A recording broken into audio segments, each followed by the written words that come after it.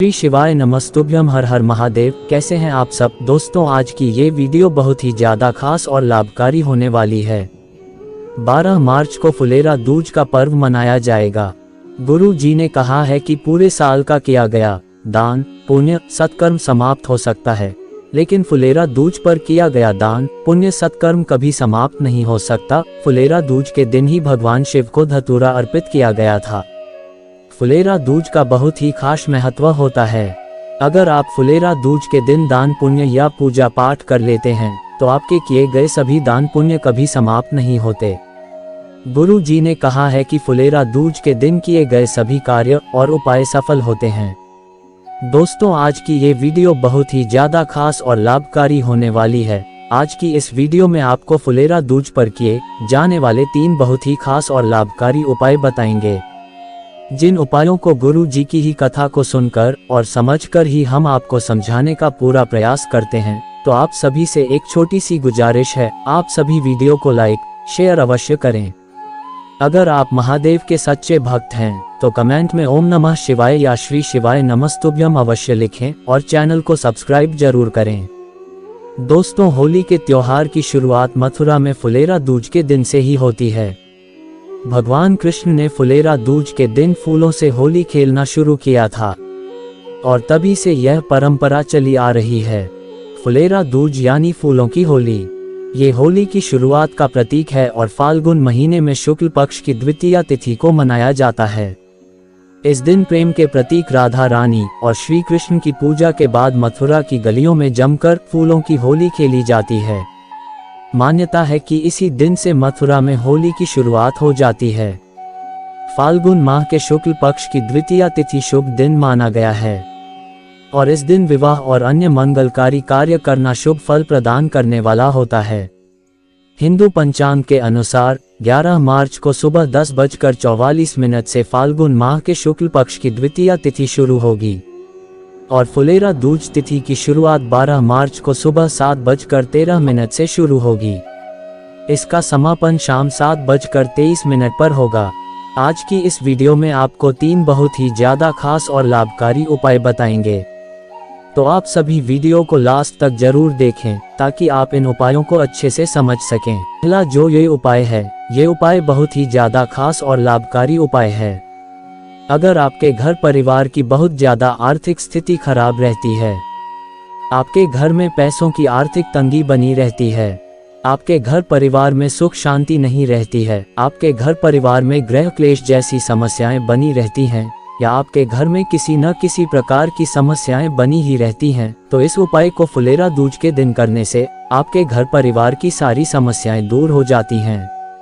आपके घर की कैसी भी कोई समस्या हो, वे सारी समस्याएं दूर हो जाएगी।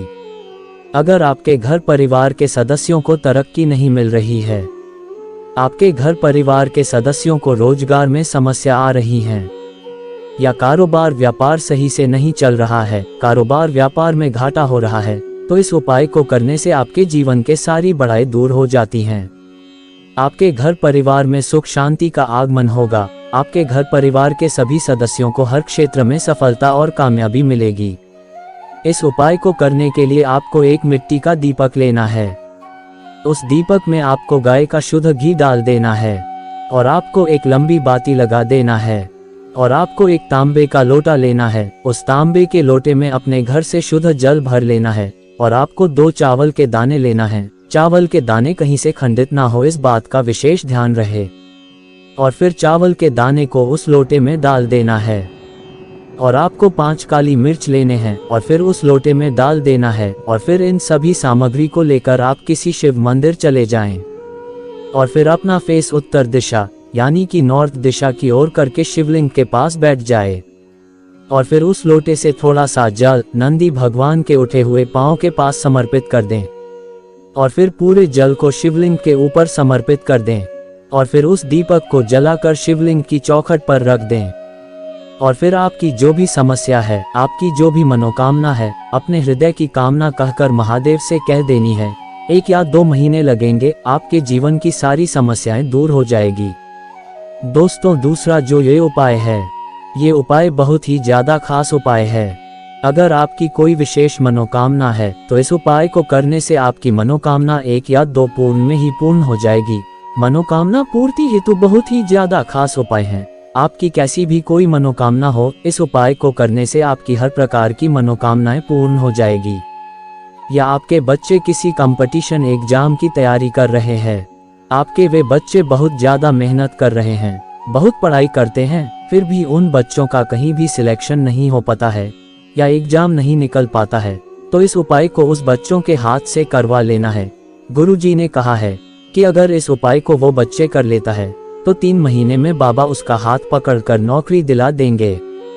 अगर आपकी कोई मनोकामना है, आपकी वो मनोकामना आपके बच्चों की शादी विवाह के लिए हो सकती है, आपकी वो मनोकामना कारोबार व्यापार वृद्धि के लिए हो सकती है, आपकी वो मनोकामना धन प्राप्ति के लिए हो सकती है, तो इस उपाय को करने से आपकी हर मनोकामना पूर्ण हो जाएगी। इस उपाय को करने के लिए आपको एक बेलपत्र लेना है और आपको शुद्ध गाय का देसी घी लेना है। ध्यान रहे कि बेलपत्र कहीं से खंडित ना हो और कहीं से कटा फटा भी ना हो। और फिर इन सभी सामग्री को लेकर आप किसी शिव मंदिर चले जाएं और फिर अपना फेस उत्तर दिशा यानी कि नॉर्थ दिशा की ओर करके शिवलिंग के पास बैठ जाए और फिर बेलपत्र की तीनों पट्टी में आपको गाय का शुद्ध घी लगा देना है और फिर इस बेलपत्र को शिवलिंग पर ओम नमः शिवाय या श्री शिवाय नमस्तुभ्यम मंत्र बोलकर चिपका देना है। और फिर आपकी जो भी मनोकामना है महादेव से कह देनी है, आपकी मनोकामना 2 से 2.5 महीने में पूर्ण हो जाएगी। दोस्तों, तीसरा जो ये उपाय है, ये उपाय बहुत ही खास और लाभकारी उपाय है। अगर आपके घर परिवार में किसी की सांस फूल जाती है, चलने फिरने में किसी भी व्यक्ति की सांस फूल जाती है या किसी व्यक्ति को मिर्गी और दौरा आते हैं, तो इस उपाय को फुलेरा दूज के दिन करने से उस व्यक्ति को इन सभी समस्याओं से छुटकारा मिल जाएगा। अगर आपके घर परिवार में आपके दादा दादी को श्वास से संबंधित कोई समस्या है या आपके आस पड़ोस में किसी को श्वास से संबंधित कोई समस्या है, किसी को मिर्गी आ रही है या किसी को दौरा आता है, तो इसको उपाय को फुलेरा दूज के दिन करने से तो उसकी 3 बार में ही सारी समस्याएं दूर हो जाएगी।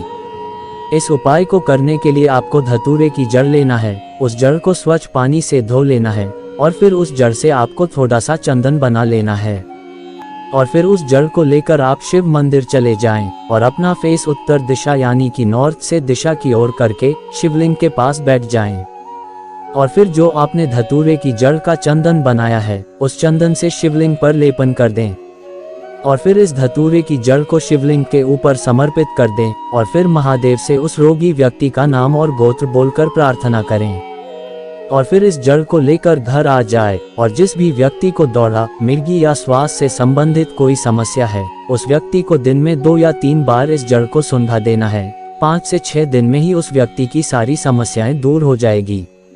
दोस्तों, ये उपाय बहुत ही खास और लाभकारी है। अगर आपका कोई भी प्रश्न है तो आप कमेंट में पूछ सकते हैं। श्री शिवाय नमस्तुभ्यम। हर हर महादेव।